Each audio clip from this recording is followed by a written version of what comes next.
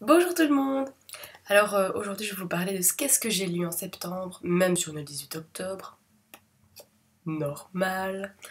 Donc alors pour commencer, j'ai lu Les filles au chocolat. Enfin non, c'est la série Les filles au chocolat. Le premier tome c'est Cœur cerise de Cathy Cassidy. Et moi c'est les éditions... c'est Belgique, on va dire. Ah bah que dire. Elle est toute mignonne cette petite couverture, elle donne envie de tout manger, tout manger. Donc en fait, revenons au vif du sujet. Alors, en fait, c'est l'histoire de Chérie, elle a 13 ans, et en fait, son papa a trouvé l'amour, et il veut partir vivre chez sa nouvelle compagne. Et donc, bah, Chérie va se retrouver à vivre avec 4 demi-sœurs. Et voilà, ben voilà, ça commence comme ça l'histoire. Après son papa et justement sa belle-mère veulent créer une fabrique de chocolat. Donc c'est pour ça que ça s'appelle les filles au chocolat. Et en fait, chaque titre de série, ben, ça représente un chocolat. C'est vraiment super mignon. Bon voilà, c'est des romans jeunesse, mais ça fait du bien de temps en temps. Alors sinon après, ben, j'ai lu le tome 2. Et en fait, chaque tome raconte l'histoire d'une des sœurs. Donc dans celui-ci, c'est Sky, elle a 12 ans. Donc voilà, elle on a son point de vue, elle dans celui-ci, encore une fois c'est tout mignon, les couvertures sont à tomber, moi je trouve ça trop mignon. Oh, avec leur fleur, rien. Non, c'est mieux là. Là c'est bien. Voilà, ça se lit super vite, c'est tout mignon. Voilà, pour passer un beau petit moment. Voilà. Alors après, j'ai lu Jean Telet, le magasin des suicides aux éditions Pocket. On voit rien, hein. Non, faut que je le mette là.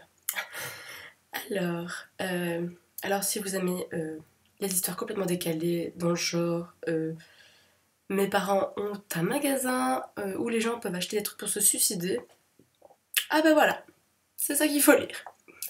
Donc en fait moi je l'ai dévoré vraiment en une heure ou deux, je trouvais ça tellement bien, c'était tellement décalé, et en fait dans la famille ils voient tous en noir sauf un, et, euh, et donc c'est ça qui chamboule un peu toute leur vie, et c'est super mignon quoi.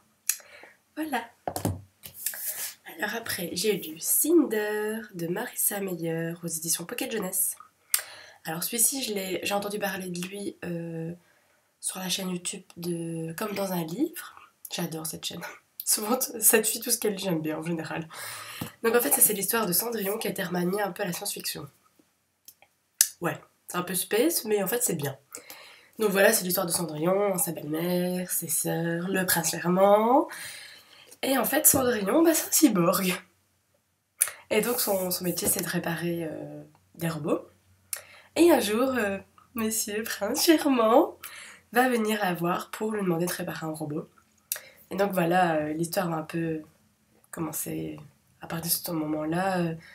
Il va un peu se chercher, quoi. Donc il va l'inviter au bal, elle va toujours refuser, tout ça. Et en fait, il faut savoir que tout autour de l'univers de Cendrillon, en fait, enfin de Cinder, parce que moi quand je le lis, j'ai toujours l'impression que c'est Cendrillon. Tout autour, en fait, il y a... déjà, ça se passe au Japon. Et alors, il y a une épidémie mondiale. Et en fait, enfin, moi, ce que j'ai vraiment bien aimé dans ce livre, c'est vraiment tout l'univers derrière. On apprend qu'il y a des gens qui habitent sur la Lune, l'épidémie. Et donc voilà. Et la fin, bah, ça se termine, bah, vous savez pas ce qui va lui arriver. Et gros problème. Moi, j'ai hâte de lire le deuxième tome, hein. Je pense qu'il sort le 7 novembre, et le deuxième, ce sera sur le Petit Chaperon Rouge. Donc j'ai trop hâte de le lire. Voilà. Et alors après, bon, c'est un petit peu mon moment, est-ce que je suis bizarre? J'ai acheté 3 minutes pour comprendre les plus grandes théories scientifiques. Ouais.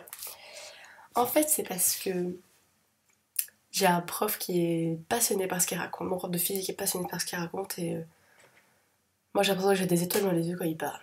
Alors quand j'ai vu ce livre-là, bah, j'ai eu envie de l'acheter. Parce que comme le gars, il est complètement fou de Einstein, de tous les plus grands scientifiques qu'il y a eu, bah, j'ai eu envie de le lire, quoi. Donc voilà.